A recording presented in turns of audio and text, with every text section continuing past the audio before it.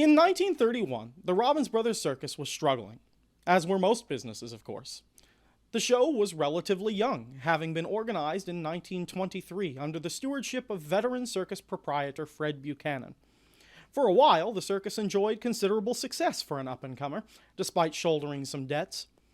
This success was exemplified by Buchanan's ability to purchase and lease attractions from other shows, most notably an African bull elephant named Bingo, perhaps the largest elephant in history, in close competition with his famed predecessor Jumbo. But the Depression spared very few businesses, and despite having star attractions, the ticket sales had slowly but surely petered out for Buchanan and his show. And so, he did what most business owners do in the face of declining revenue. He cut costs and terminated employees he considered expendable. Late in the summer, towards the end of the scheduled tour, the circus closed business without warning in Mobile, Alabama, and immediately began traveling back to the show's headquarters in Lancaster, Missouri. In the dead of night, as the locomotive rumbled through the southern forests, Buchanan ordered an unknown number of the show's roustabouts physically expelled from the speeding train, without stopping. One man was killed, and several others were injured. Bankrupt and wanted for manslaughter, Buchanan became a fugitive from the law, and never returned to show business. This practice, known as red lighting, so called because the ejected employees could only watch helplessly as the lights of the circus train's caboose faded into the darkness, was not unheard of despite its barbarity. Red lighting was most effectively brought into the popular consciousness by Sarah Gruen's 2006 historical fiction novel Water for Elephants, which in 2011 was adapted into a star-studded major motion picture that enjoyed moderate success. Although Gruen's story is rife with inaccuracies about the realities of circus life and logistics, the story's setting is realistic enough. A struggling second-tier circus in the year 1931, not at all unlike the real-life Robbins brothers. And there is at least one aspect of the circus that is depicted reasonably well, if still over-dramatized. One of the major plot threads involves the main character's fear that he or his fellow employees will be red-lighted by the manic and cruel circus owner, who regularly engages in the practice. At the climax of the story, the circus's employees, finally fed up with being exploited by their boss, release the circus's menagerie into the big top during a packed performance. In the ensuing chaos, the show's star elephant kills the abusive circus director in retribution. Although the results were rarely, if ever, as dramatic as all that, red lighting was a very real and very concerning practice. From the early decades of the American circus, shows large enough to have any meaningful division of labor routinely abandoned employees and animals whenever finances began to run short, or at least refused to pay a salary to those laborers they considered unskilled and replaceable. Conversely, circus management also endeavored to keep their laborers, if possible. Although it was possible to replace so-called unskilled laborers, much of the manual labor on the show, such as driving stakes, was dangerous and required practice in order to perform efficiently. To that end, circus management instituted a custom of holdback, keeping aside a portion of whatever salary had been promised, not to be paid until the tour reached its conclusion. This also had the advantage of providing the show with an interest-free loan to help keep it solvent through more difficult runs. In fact, unscrupulous managers sometimes chose to red light their workers before arriving at the show's last stop or winter quarters, allowing the show to keep thousands of dollars in held-back pay for itself. The adventure, danger, hardships, and spectacle that were a part of daily life in a traveling circus have led to a romanticization of the circus in popular memory, such as in Water for Elephants. There's no doubt that this has happened in part due to Americans' long cultural history of equating geographic mobility with freedom and independence, from sailors to early settlers to cowboys. Indeed, professional historians have often seen this as a key element of the character arc of the United States. In 1893, the height of the industrial circus period, Frederick Jackson Turner famously examined this cultural phenomenon as a historical process. In his now famous speech to the American Historical Association, Turner posited, quote, "American social development has been continually beginning over again on the frontier. This perennial rebirth, this fluidity of American life, This expansion westward, with its new opportunities, its continuous touch with the simplicity of primitive society, furnished the forces dominating American character. The true point of view in the history of this nation is not the Atlantic coast. It is the Great West. The frontier thesis, as it came to be known, was held as gospel among historians and social scientists for decades to come, and still forms a core tenet of scholarship on the United States today. Labor historians, too, have explored this question. In his 1906 treatise, Why Is There No Socialism in the United States?, Werner Sombart, when attempting to explain the lack of class consciousness and composition among Americans, included sociogeographic mobility among the answers. Although there are problems with treating romantic visions of the circus and the allure of mobility as reality, it is true that this adventurous imagery certainly reflects portions of a circus employee's experiences. Danger and spectacle were common for many laborers, but the roustabout lived a unique life compared to many of his contemporaries. For although most of America's workforce was highly mobile, very few operated within a workplace that was also mobile. Circus employees, not just roustabouts and razorbacks, but performers, managers, and even the, quote, freaks, developed a unique and insular culture based on their shared experiences on the road. The railroad circus was essentially a traveling company town, American Studies scholar Janet Davis argues, with tailorized labor structures and strict control over workers' activities and personal lives. Consumption of alcohol was generally forbidden.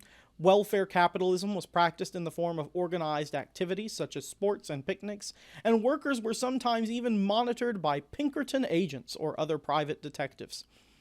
Even within these constraints, however, employees did find ways to resist and rebel against unfair treatment and overbearing management, especially drinking, gambling, and other unauthorized activities. Finding commonalities through both organized activity and rebellion against it, there were certainly opportunities for class composition to occur, but these opportunities were few and far between, and this tension created a sort of dichotomy. On the one hand, circus workers tended to see themselves as a sort of family, especially when compared to the rest of mainstream society. They made heavy use of specialized terminology that separated them from the rubes, the customers on the circus lot, to the degree that outsiders picked up on this as well. For example, some terms like gimmick, ballyhoo, and of course rube made it into the American vernacular at large. When there were violent confrontations with visitors on the show lot, such as when a tough tried to force his way in for free, the worker in need of help could shout, "Hey, Rube!" and their fellow employees would drop everything and come to their rescue without fail. On the other hand, different categories of laborers were otherwise mostly segregated from each other, not only by necessity and managerial policies, but also because employees, quote, maintained and policed the caste hierarchy among themselves, end quote, Janet Davis argues.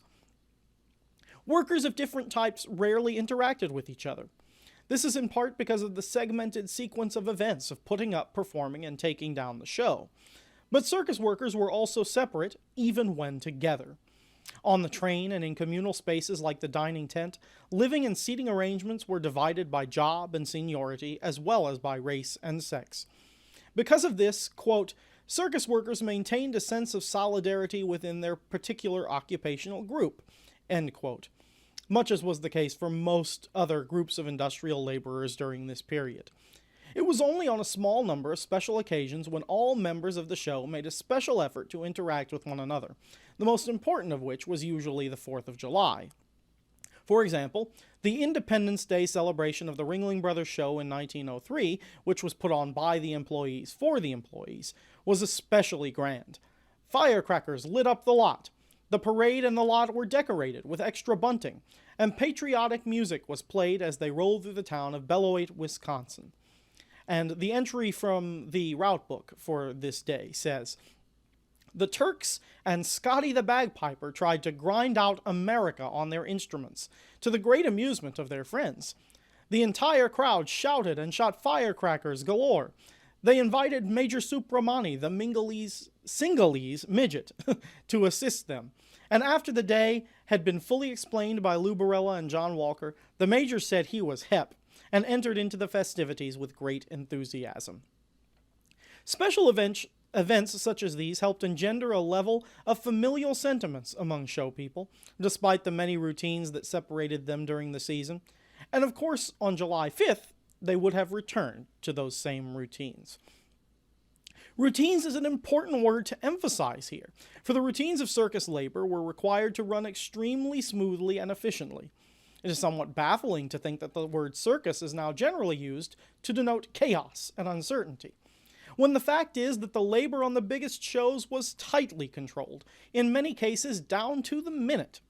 Historian Leroy Ashby argues that the circus not only grew into an industry during the period in which the world came to be ruled by the clock, but that the circus itself contributed to that phenomenon through its rationalized operations.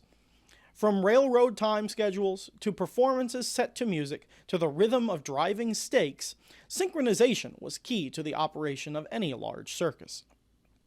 Barnum's show presented itself as a pinnacle of industrial efficiency and rationalization, Ashby notes, having once been advertised as the centralization of all that is great in the amusement realm.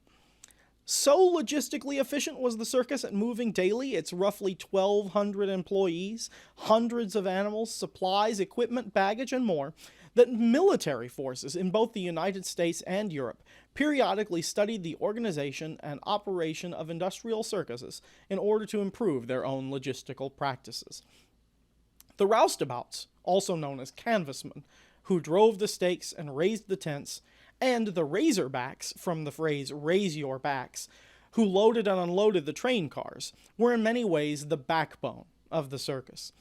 The unloading of materiel from the boxcars, the rolling of the wagons off the flat cars, and the raising of the tents were all back-breaking and highly coordinated labor that had to be performed quickly and efficiently in order for the show to go on.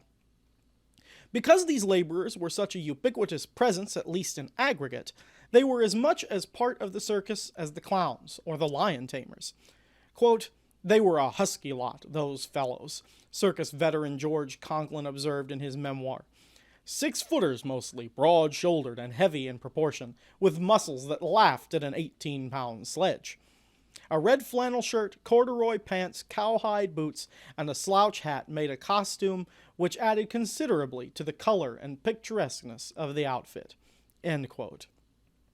Night and day roustabouts guarded the tent from those who would try to cut their way in, and fights with toughs who would attempt to obtain free entry through violence were a regular occurrence. From the happy-hearted roustabouts in Walt Disney's 1941 animated feature film Dumbo, to the abused employees in Water for Elephants, circus labor and the often antagonistic relationship between employees and management has long been a part of the romanticized imagery of the railroad circus. Indeed, during the golden age of the railroad circus, around the turn of the 20th century, the Herculean efforts required to put on the circus was an attraction in and of itself. In big cities and small towns across America, crowds descended on the train station before dawn to watch the razorbacks unload the cars and roll off the wagons, and followed the show to the lot to watch the roustabouts erect the great canvas city. Circus management capitalized on this trend by instituting the evening concert, at which the real attraction was the working men disassembling and packing up the show, rather than the minstrel band or other performances. One contemporary commentator noted just how remarkable such an act was. Quote, "A city that folds itself up like an umbrella would have staggered Napoleon himself." End quote. In the industrial circus, labor and performance were inextricably linked, and the line between them was blurred indeed. And as we've noted, such spectacular labor imprinted itself strongly on American culture. In Dumbo, the song of the roustabout scene shows workers of color toiling in the rain, along with Dumbo, his mother Mrs. Jumbo, and the other elephants. And the lyrics speak of the contentious relationship between labor and management, and how they think of each other. Quote, "We don't know when we get our pay, and when we do, we throw our pay away." Labor, then, was clearly as important a spectacle as lion tamers and acrobats, and the circus, in both its real and imagined forms, could not exist without it. Thank you.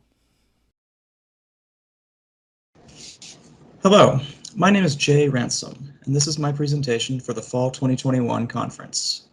I'm presenting Imperial Designs in the Desert, Archaeology in the British Empire in the Middle East.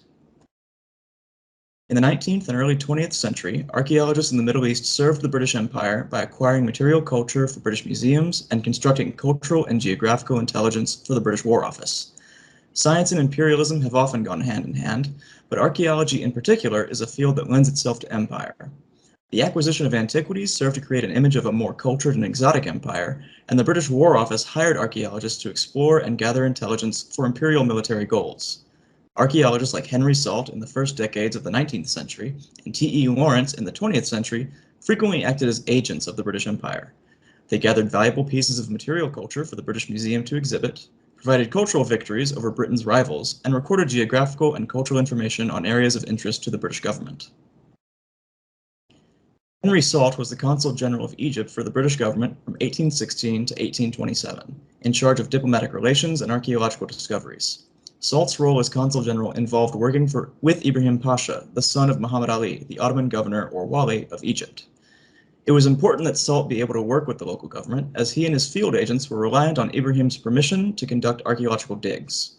While Salt was in a position of favor, the French were also present in Egypt at the time, so it was vital for Salt to maintain a good working relationship with the Ottoman Egyptian leadership. On June 18, 1816, Salt offered advice on how to deal with the diplomatic situation between the Muhammad Ali and the British government in a letter addressed to William Hamilton, the president of the Society for Hieroglyphics, the Antiquarian Society, and a member of the Office of Secretary to the African Association in England. He recommended the British grant Ibrahim permission to have one of his ships sail around the Cape of Good Hope into the Red Sea, saying, quote, "It would make a very favorable impression on his mind in my favor, which in the outset is of great consequence, and will be attended, I conceive, with advantage to the British interests." Any advantage over the French was desirable, and a good relationship with the local government may have entailed access to sites the French were not permitted to dig at. Salt had been tasked with acquiring antiquities by two individuals, first for Lord Mount Norris at his museum at Arley Hall, and second by Sir Joseph Banks for the British Museum. Salt's high diplomatic position afforded him considerable funds and resources with which to acquire antiquities, and his contemporaries in England sought to capitalize on this. In the first decades of the 19th century, the field of archaeology was more concerned with remarkable finds than understanding past peoples and cultures. A site mentioned later in Salt's letter to William Hamilton is Sai el Hagar, which contained a sarcophagus of great interest. Sai el Hagar is located, quote, in the western delta and was the provincial capital of the 5th nome of Lower Egypt and the seat of the rulers for the 24th and 26th dynasties, from 727 to 715 and 664 to 525 BC. His conclusions from studying the sarcophagus found there reveal what sort of thought went into 19th century archaeology. Salt described it as, quote, a superb sarcophagus of dark-colored granite, highly polished and having a single band of hieroglyphics encircling it. The shape of the sarcophagus answers precisely to the usual form of the mummy cases and proves very clearly that the bodies were laid horizontally, end quote. Based on this and another sarcophagus found at the site, Salt claimed that the spot was likely the location of an ancient temple of Minerva, where the tombs of ancient kings were found. These bits of analysis indicate that Salt was interested in finding royal and historically famous sites. He was in search of exciting sites and was less concerned with understanding ancient Egyptians by their material culture as a modern archaeologist would. Salt and his associates wantonly removed artifacts of value and recorded very little in the way of contextual or scientific information. These objects would then be displayed in British museums, a testament to the power of the empire. Egypt had been at the forefront of European thought since the 1790s when Napoleon arrived. Napoleon's forces discovered the Rosetta Stone in 1797, and by 1801, the British had defeated him and seized the stone for the British Museum. Publications following the French exploration of Egypt kick-started a, quote, frenzied scramble for Egyptian antiquities in a Europe hungry for anything exotic.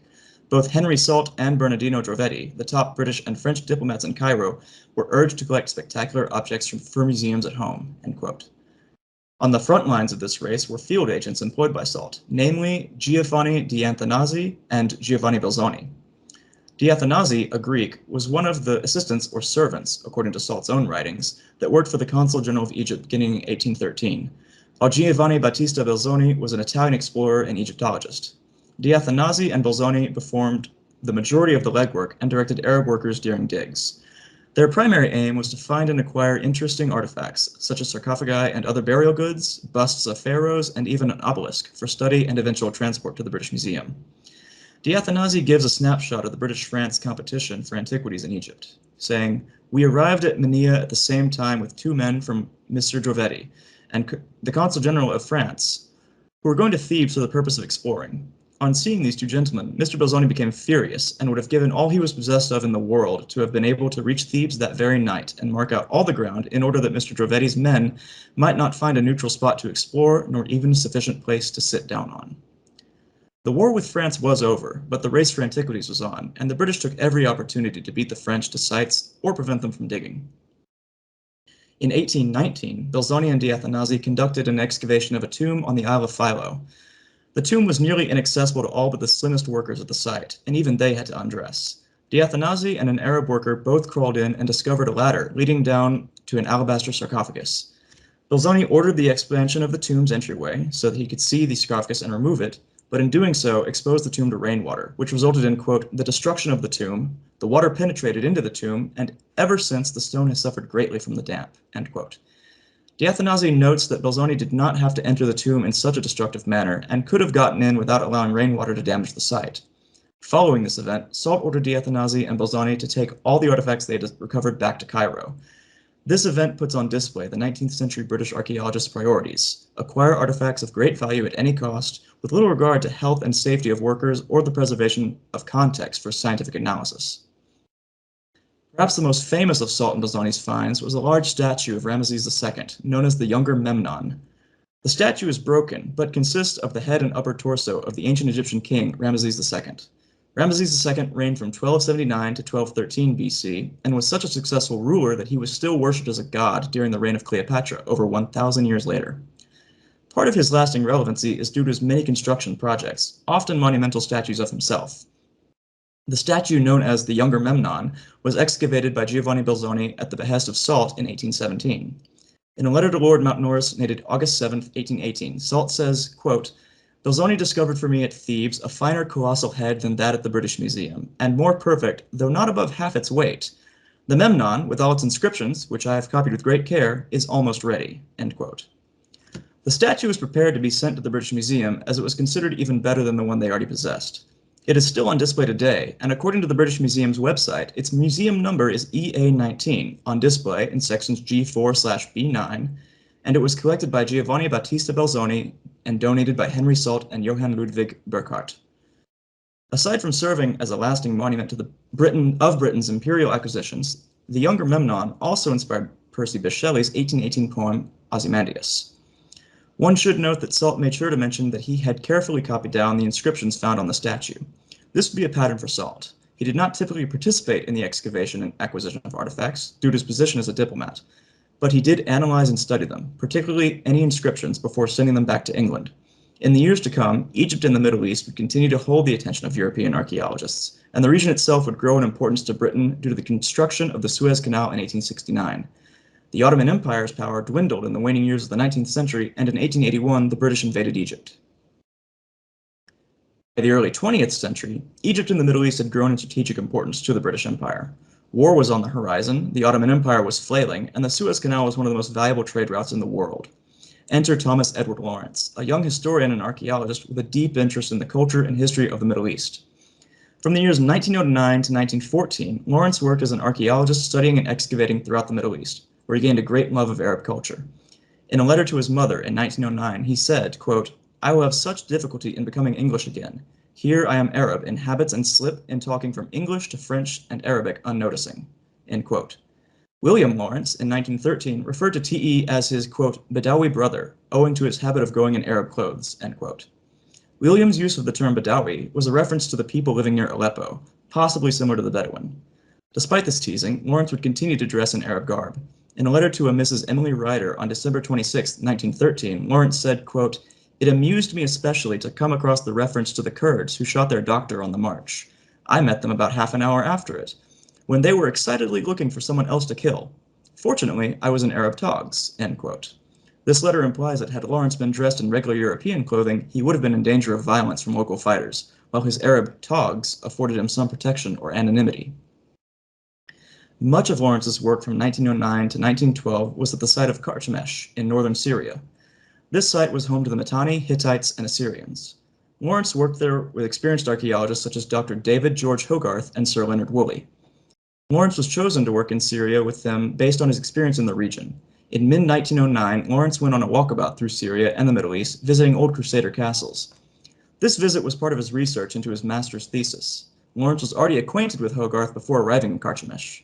They had met before Lawrence's walkabout, and Lawrence had impressed Hogarth with both his intensity and knowledge of the history of the Middle East. At the time, Hogarth was the keeper, or director, of the Ashmolean Museum at Oxford, and it was during this time that Hogarth became like a father and mentor to Lawrence. In 1910, as Lawrence was beginning to want to return to Syria, Hogarth was planning to partner up with the British Museum to open an archaeological dig there. It was this happy coincidence that allowed Lawrence to perform archaeology throughout the Middle East. Among his responsibilities were, quote, the squeezing and drawing of the inscriptions and sculptures. A squeeze was a copy of an inscription made by covering it with wet paper or plaster, end quote. The work in Syria produced several finds which are still displayed in the British Museum, including 4 plaster casts of Neo-Hittite stone reliefs or carved slabs.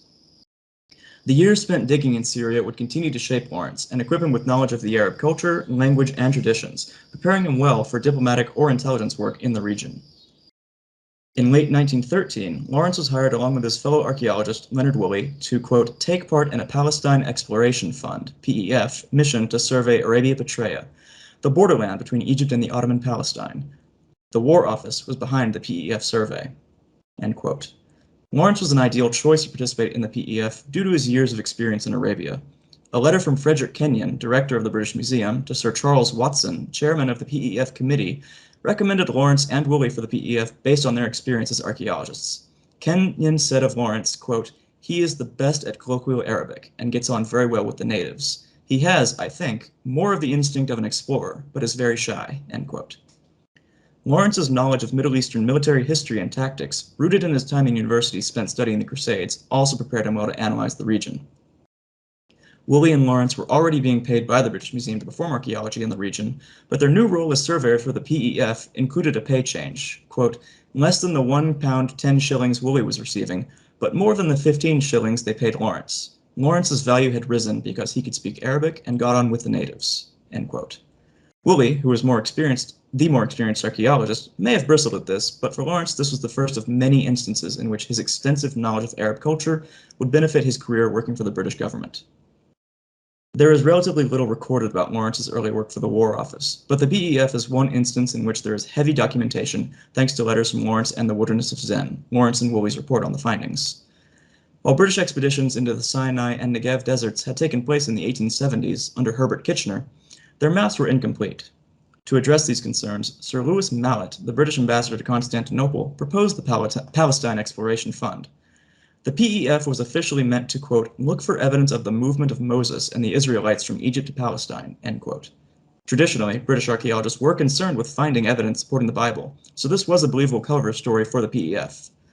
The PEF's true goals were, quote, making plans of sites, taking photographs, making squeezes, and collecting ancient stone and flint implements. They were also to produce an accurate map on a scale of half an inch to the mile, make plans of localities, photograph points of interest, and record carefully all names now in use, end quote. The clear military advantage to having such information cannot be overstated, and to facilitate the completion of these goals, Lawrence was paired with Captain Stuart Newcomb of the Royal Engineers, who performed much of the surveying on the mission. The Royal Engineers had been in the desert since the summer of 1913, surveying Egypt-controlled Sinai, quote, under the eye of the British War Office's Geographical Section, MO4. MO4 was responsible for gathering information and intelligence in case of war, and that included the preparation of maps, end quote. Lawrence and Woolley were essentially British spies, working for the predecessor to MI6. As the expedition continued, Lawrence increasingly ran into resistance from Turkish officials who were fearful of spies and European intervention. Lawrence's experiences on the PEF taught him how to survive in the desert, avoid potential enemies, and find creative solutions to seemingly insurmountable obstacles, all skills that would prove vital in his future role as, quote, Lawrence of Arabia. Over the course of a century, British archaeologists in Egypt and the Middle East provided the empire with strategic information, advanced Britain's civilizing mission, and acquired valuable pieces of material culture to display in the British Museum. This work played a key role in both Britain's foreign policy and the development of the field of archaeology. Their familiarity with foreign cultures and history allowed archaeologists to work effectively in a region the British had a vested interest in, due to a desire for antiquities and access to strategic military and trade information. Henry Salt's placement in a position of influence gave him access to the cultural patrimony of Egypt, which the British Museum still proudly displays today. T.E. Lawrence's experience traveling and performing archaeology in the Middle East and his familiarity with Arab culture and language made him an ideal agent for the PEF, where he gathered valuable intelligence the British War Office would later put to use in the First World War.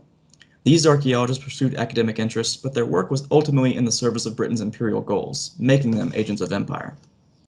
Thank you.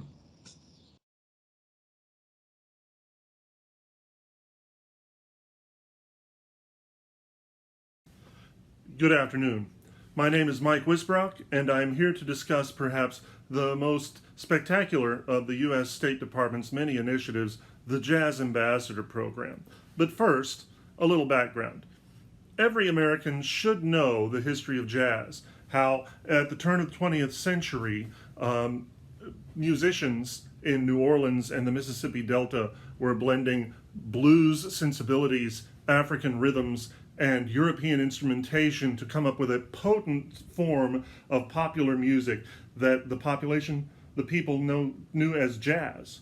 How at the beginning of the 20th century, with the Great Migration from New Orleans to Chicago, jazz floated up the Mississippi River to be recorded in Chicago by artists such as King Oliver and Louis Armstrong, and then spread around the country to become the darling of the youth set of the United States. With the beginning of World War I and America's entry into that conflict, people were signing up all across the country to join the army and to fight for democracy. One of the big leaders to join was a man who was made a lieutenant in the 369th Volunteer Infantry Regiment, the Harlem Hellfighters. This man's name was James Europe. He was a musician schooled in jazz from Mississippi, who was working in Harlem at the time and organized the band as a jazz band.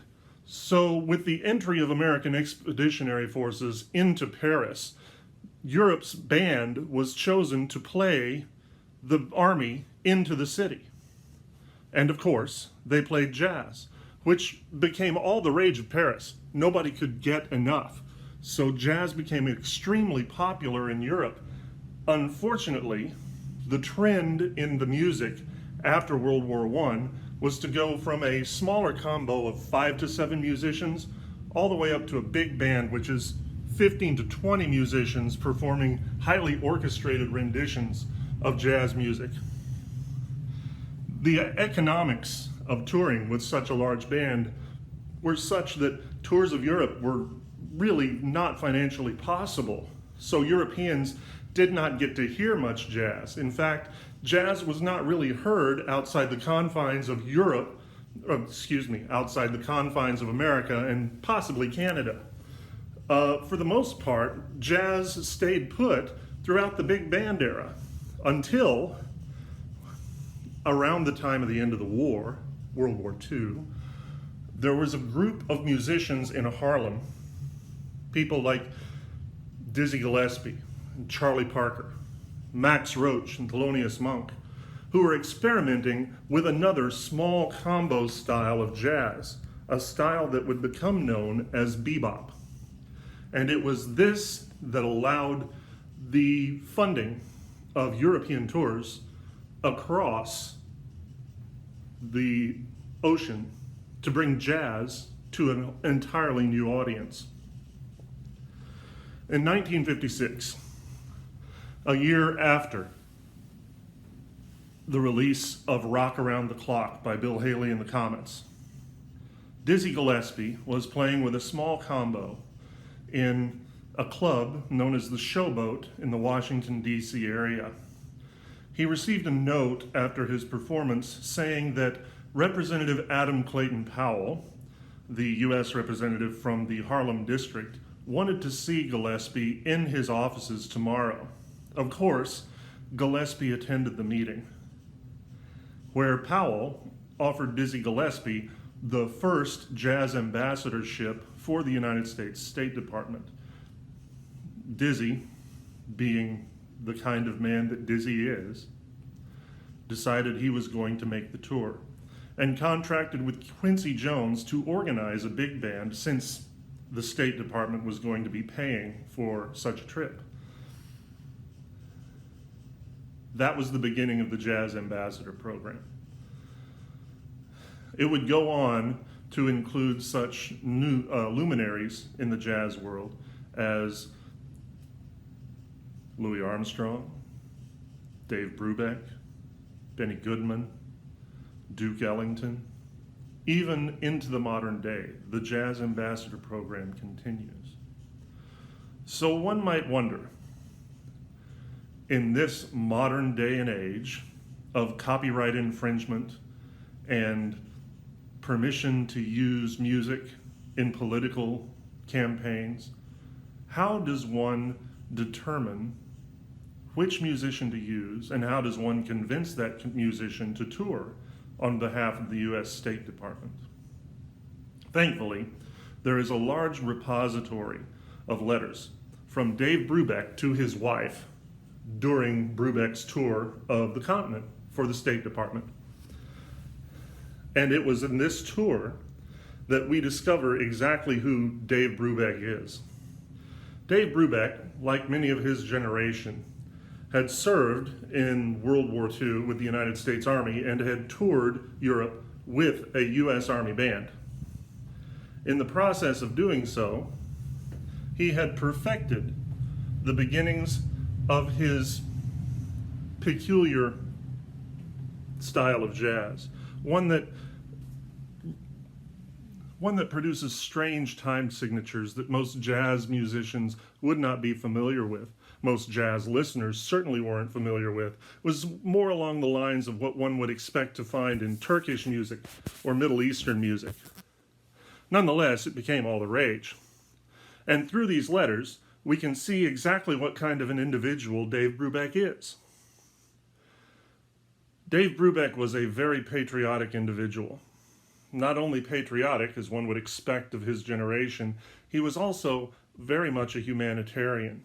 For Mr. Brubeck, the prospect of touring under the auspices of the U.S. State Department were not so much a national thing, a patriotic thing, as a way to express what he considered to be a truly American art form, music in which every instrumentalist and vocalist, indeed even a drummer, has an opportunity to contribute something and even shine at times in order to produce a unitary piece of art.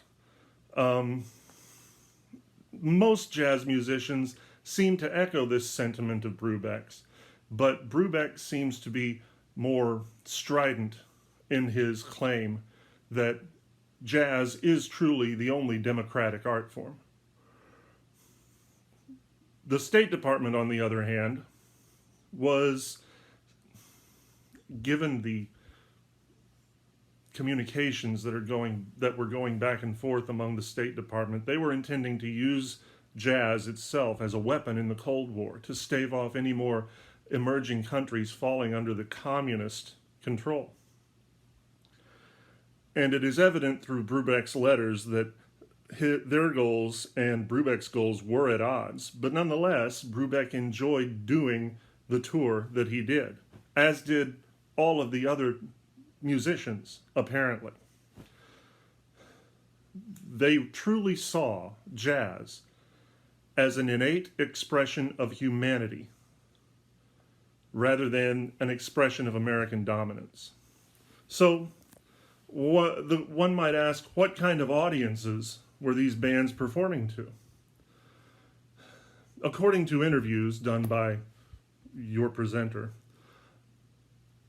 the audiences for these performances ranged the social gamut of the venue that they were performing in. Not only would you see the leadership of the region, the political leadership of the region, the social leadership of the region, but you would see people from the lowest economic echelons attending these concerts, and they all met them with a great deal of enthusiasm. Dizzy Gillespie remarks in his autobiography, To Be or Not to Bop, that there was several venues, primarily Vienna and in Poland, where people were being excluded from his concerts on the basis of social status. And Dizzy told the concert promoter specifically that those people were to attend his concert or he would not be playing, that he was here for them. Dizzy, coming from Cheraw, South Carolina, from lower economic echelon himself, probably understood exactly what this would mean for these individuals. And certainly his popularity and indeed his